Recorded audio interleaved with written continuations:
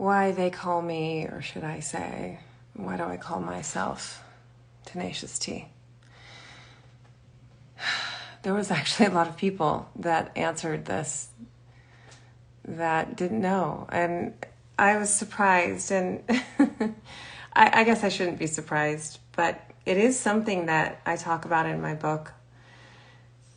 And my book, Overcome, Memoirs of a Suicide, my first book, it truly takes you to the darkest moment of my son dying.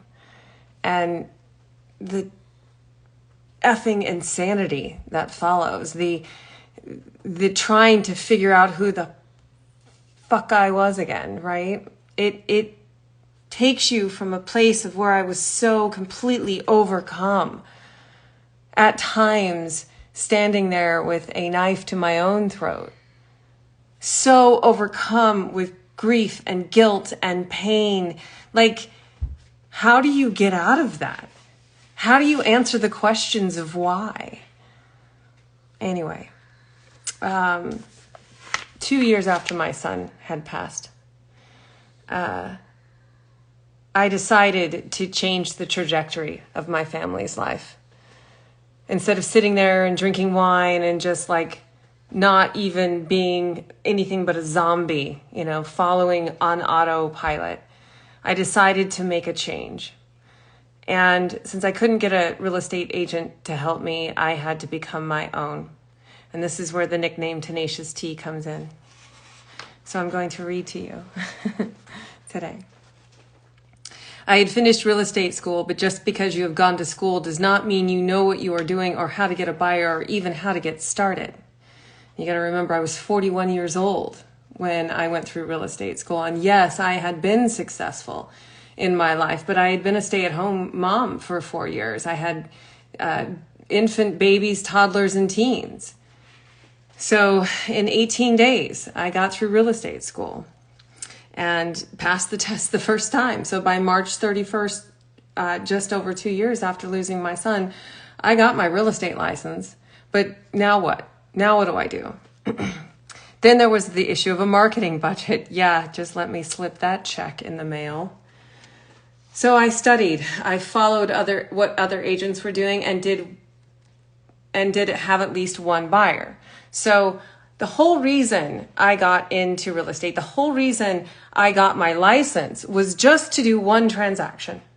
And that was my own, for my family. I was able to get a grant so that we had our entire down payment covered. We got an extenuating circumstance loan, and I could use my commission for the other closing costs. It was just one transaction I had planned on doing. Yet there was a fire that was ignited.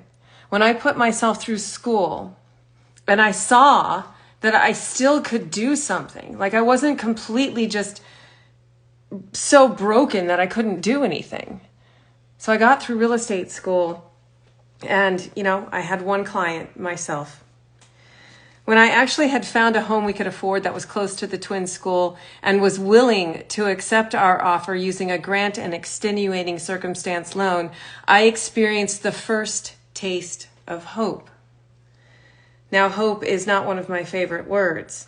It indicates a desire, a dream, if you will, and it can waver.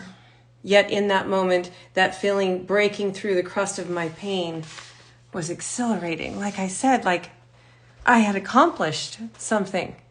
I had a curiosity again. I wasn't so stuck in pain and broken that I couldn't look forward to anything. I found something again. Then it happened, pushing through what seemed like mountains of paperwork to prove our circumstances truly had horrific circumstances on our finances, and I'm talking about an extenuating circumstance loan. Not only that, but also how we had to show that we had turned it around. See, that was the other thing about an extenuating circumstance loan. So back in 2013, if you had a short sale and you could prove that your short sale was caused from extenuating circumstances beyond your control, you could qualify for that type of loan. But not only did we have a short sale, we had a bankruptcy too.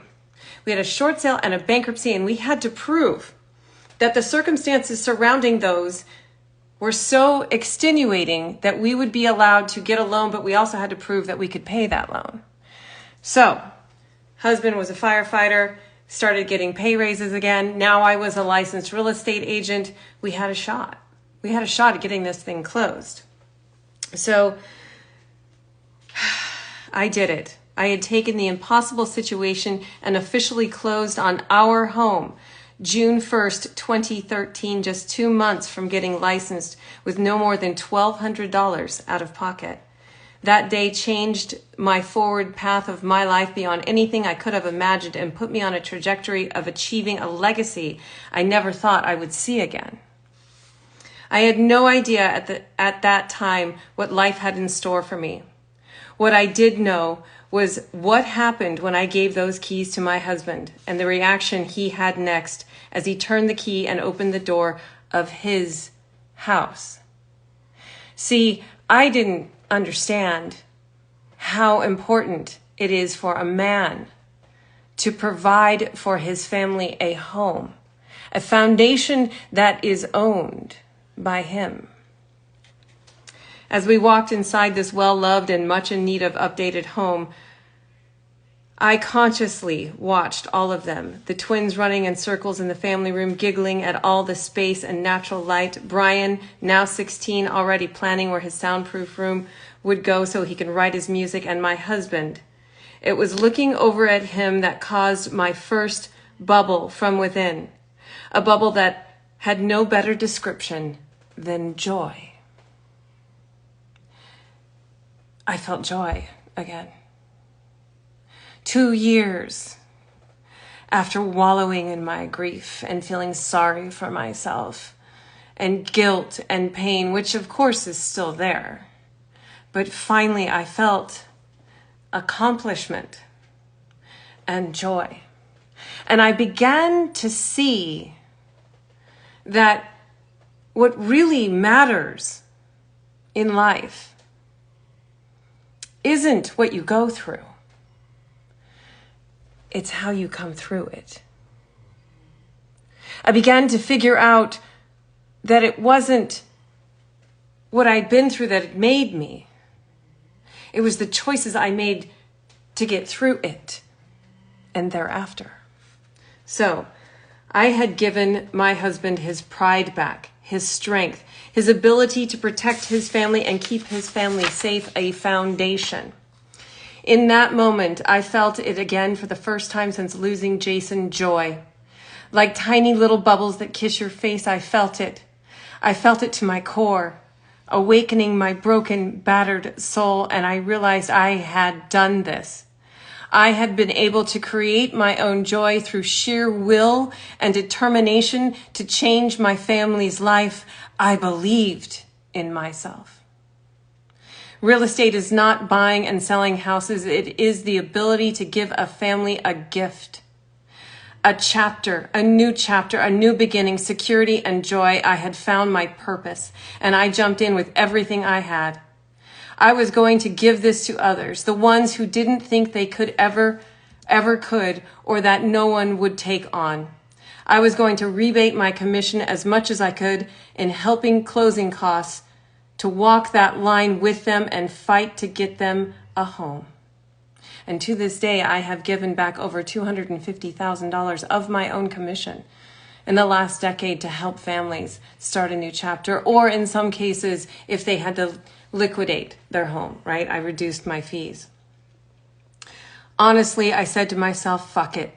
I am going to compete. I am just going to be exactly who I am. I'm not going to compete because I don't have to change to be the change.